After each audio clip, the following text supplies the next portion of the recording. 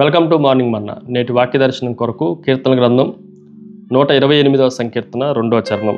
నిశ్చయముగా నీవు నీ చేతుల కష్టార్జితము అనుభవించదువు, నీవు ధన్యుడువు, నీకు మేలు కలుగును.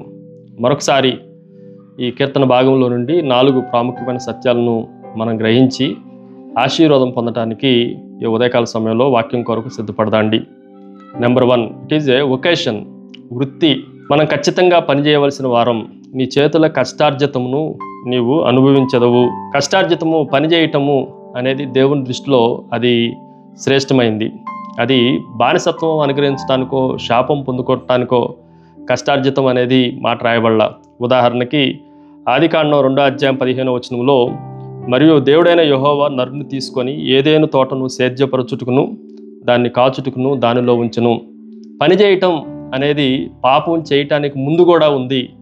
ఏదేను వనములో ఆయన సేద్యపరచడానికి, కాయటానికి ఏదేను వనములో ఆదాముని అపాయింట్ చేసినట్లుగా మనం ఆలోచన చేయొచ్చు. పని శాపం కాదు, అది దేవుని ఉచితమైన నియామకం అన్న సత్యాన్ని మనం గ్రహించాలి. రెండో విషయాన్ని మీకు జ్ఞాపకం చేస్తాను. ఇట్ ఈజ్ ఏ వర్చ్యూ, ధర్మము, నీతి. ఈ విషయాన్ని కూడా మనం జాగ్రత్తగా ఆలోచన చేస్తే, నిశ్చయముగా నీ చేతుల కష్టార్జితము. దేవుడు ఈ మాటను ఎవరికి అనుగ్రహిస్తున్నాడు అంటే, మొదటి చరణంలో మనకు కనిపిస్తుంది, యెహోవా యందు భయభక్తులు కలిగి ఆయన త్రోవల యందు నడుచువారందరూ. ఎవరైతే భయభక్తులతో బ్రతుకుతున్నారో వారి చేతుల కష్టార్జితమును దేవుడు ఆశీర్వదించేవాడు.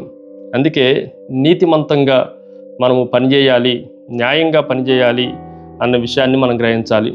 చాలా సందర్భాల్లో లంచముతో, అన్యాయముతో ఏది సంపాదించినా అది మధ్యలోనే కోల్పోతాము అన్న సత్యాన్ని కూడా మనం జాగ్రత్తగా ఆలోచన చేయాలి. దాని మూడోది, ఇట్ ఈజ్ ఏ విగోర్, శ్రమ. ఈ శ్రమను కూడా మనం జాగ్రత్తగా ఆలోచన చేస్తే, శక్తితో కూడిన శ్రమ. కష్టార్జితం చేయటానికి కూడా దేవుడు మనకు శక్తిని, బలాన్ని అనుగ్రహించాలి. అందుకే నీవు నిశ్చయముగా నీ చేతుల కష్టార్జితము అనుభవించదువు. ఇది దేవుడు మనకిస్తున్న అమోఘమైన వాగ్దానం. దేవుడే బలం ఇవ్వకపోతే అదంతా వ్యర్థము అన్న సత్యాన్ని కూడా మనం గ్రహించాలి. ఉదాహరణకి థామస్ ఎడిసన్ అనే ఒక శాస్త్రవేత్త సుమారుగా 10,000 సార్లు విఫలమైనప్పటికీ ఫైనల్గా ఆయన శ్రమ, ఆయన శక్తిని ఒక విద్యుత్ బల్బు కనుక్కొనటానికి అవకాశం ఉంది. కానీ మన కష్టార్జితం ఎక్కడికి పోదు.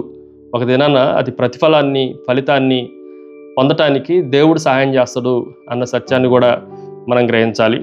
4వ విషయాన్ని మీకు జ్ఞాపకం చేస్తాను. ఇట్ ఈజ్ ఏ విక్టరీ, విజయము. ఈ వాక్యంలో మనం జాగ్రత్తగా ఆలోచన చేస్తే, నీవు ధన్యుడువు, నీకు మేలు కలుగును అన్న మాట కూడా కనిపిస్తూ ఉంది. ఎవరైతే నీతిగా, భయభక్తులు కలిగి, న్యాయముగా కష్టార్జితం చేస్తారో వారి జీవితాల్లో దేవుడు ధన్యతను అనుగ్రహించబోతున్నాడు, వారి జీవితాల్లో దేవుడు మేలు కలగజేయబోతున్నాడు అన్న సత్యాన్ని కూడా మనం గ్రహించాలి. ఫలితంగా మనం జాగ్రత్తగా ఆలోచన చేస్తే, నీతిగా పనిచేసిన ప్రతి పని చివరికి మేలుని, ఆశీర్వాదాన్ని, విజయాన్ని తీసుకొని వస్తుంది అన్న సత్యాన్ని మనం గ్రహించాలి. ఒక విద్యార్థి కష్టపడి, శ్రమపడి చదివితేనే పరీక్షల్లో ఫలితము విజయవంతంగా ఉంటుంది. ఆ సత్యాన్ని మనం గ్రహించాలి. ప్రార్థన. సకల ఆశీర్వాదములకు కారణభూతుడగు తండ్రి, మా చేతుల కష్టార్జితం అంతటినీ మీరు ఆశీర్వదించి, దీవించి మహిమ పొందమని యేసు నామమున అడిగి వేడుకొంచున్నాం తండ్రి. ఆమెన్. God bless you.